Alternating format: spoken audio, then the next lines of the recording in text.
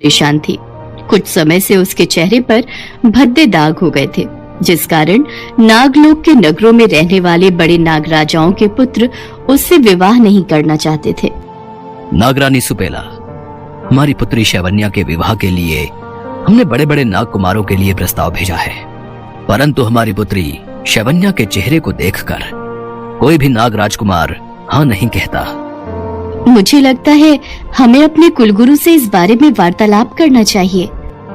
शायद तुम ठीक कह रही हो नागरानी, हम आज ही कुलगुरु से भेंट करेंगे।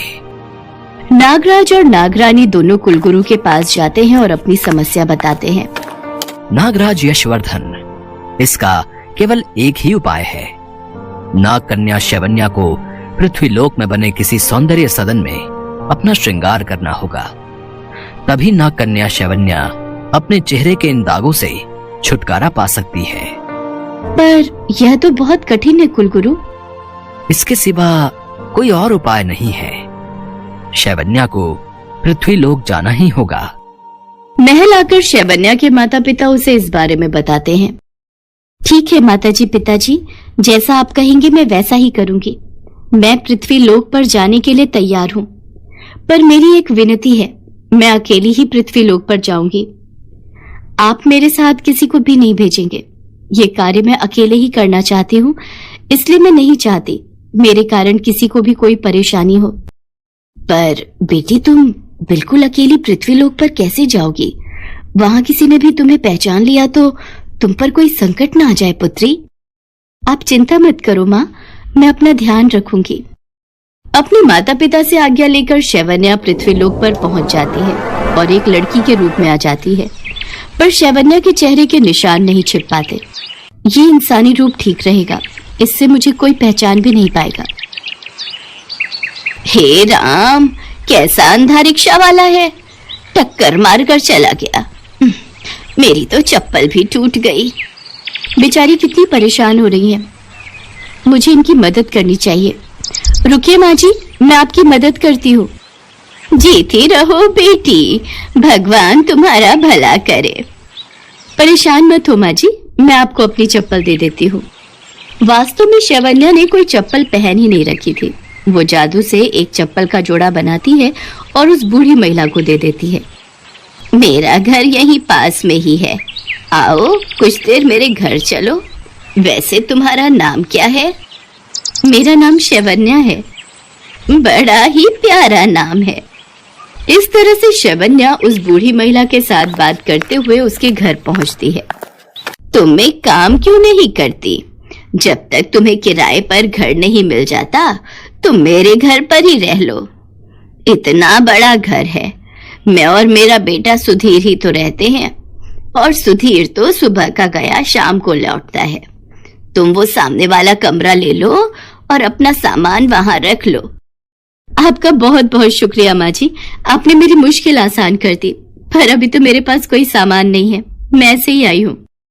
तो कोई बात नहीं बेटी, यहाँ कोई सामान की कमी थोड़ी है। रसोई हो रही और बाकी कमरे में सामान तो है ही, पलंग और अलमारी दोनों ही वहां रखी हैं। और इस तरह शैवन्या बूढ़ी महिला के घर में रहने लगी। माँ से बात किए बहुत दिन हो गए। एक बार जादुई शीशे की सहायता से माँ और पिताजी से बात करती हूँ। शैवन्या जादुई शीशे की सहायता से अपने माता पिता को देखती है। शैवन्या बेटी, तू कैसी है? तू ठीक तो है ना? शैवन्या बेटी, तुम इस वक्त कहाँ हो? तुम अपने असली रूप में तो नहीं आई हो ना? माँ पिताजी, आप चिंता मत करो, मैं इंसानी रूप में ही अपने सारे कार्य कर रही हूँ। मैं एक साधारण महिला की तरह ही यहाँ रहूंगी, किसी को भी मुझ पर शक नहीं होगा। आप दोनों अपना ख्याल रखना, मैं जल्द ही लौटूंगी। शैवन्या अपने माता पिता से बात करके रसोई में खाना बनाने के लिए जाती है। माँ जी, आज खाना मैं बनाऊं, अगर आपको बुरा न लगे तो? क्यों नहीं बेटी, तुम्हें जो खाना है वो रसोई में बना सकती हो। शैवन्या रसोई में जाकर जादू से सारा खाना तैयार करती है। इतनी देर में सुधीर भी आ जाता है। तुम कौन हो और मेरे घर में क्या कर रही हो? सुधीर बेटा, ये शैवन्या है। आज दोपहर को मैं जब...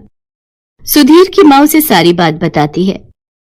माँ, ऐसे किसी पर भरोसा नहीं करते, न जाने कौन है, कहां से आई है, और तुमने तो अपना पूरा घर ही उसे दे दिया।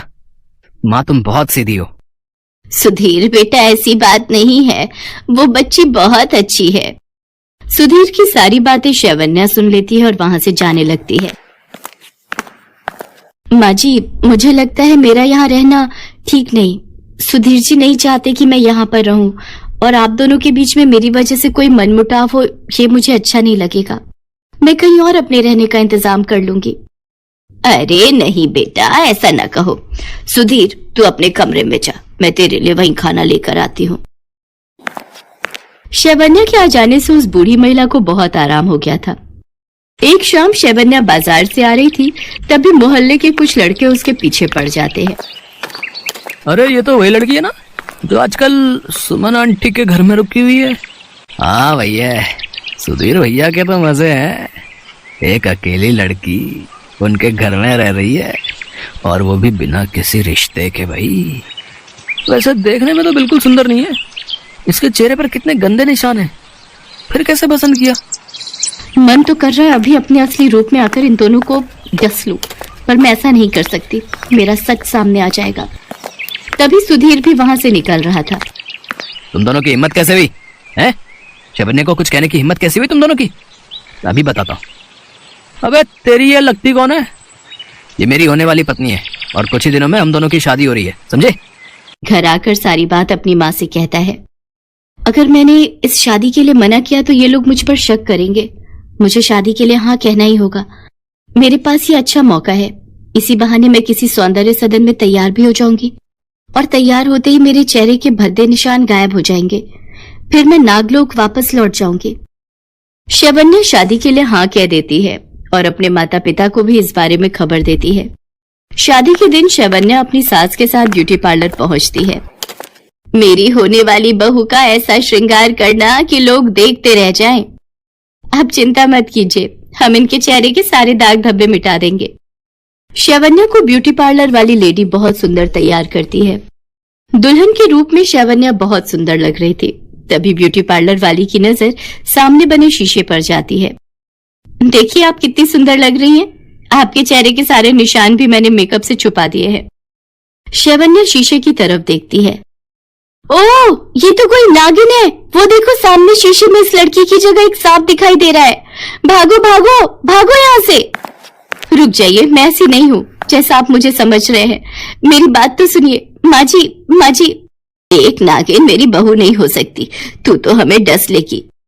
ऐसा ना कहिए माँ जी, मैं आपको पूरी बात बताती हूँ। तब तक सुधीर भी वहां आ जाता है। शैवन्या सारी सच्चाई बताती है और रोने लगती है।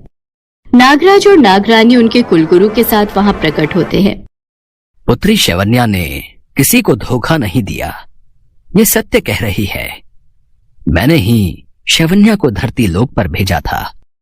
माँ, पिताजी, मैं सुधीर से प्यार करने लगी हूँ और मुझे माँ जी के साथ ही रहना है।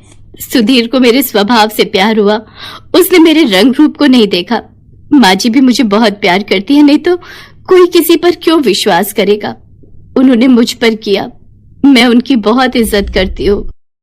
पुत्री, तुम्हारी ये करुण बातें सुनकर मेरा भी हृदय पिघल गया है। मैं तुम्हें आशीर्वाद देता हूँ। मेरी शक्तियों से तुम आज के बाद एक साधारण स्त्री का ही जीवन व्यतीत करोगी। अब तुम नागिन नहीं हो।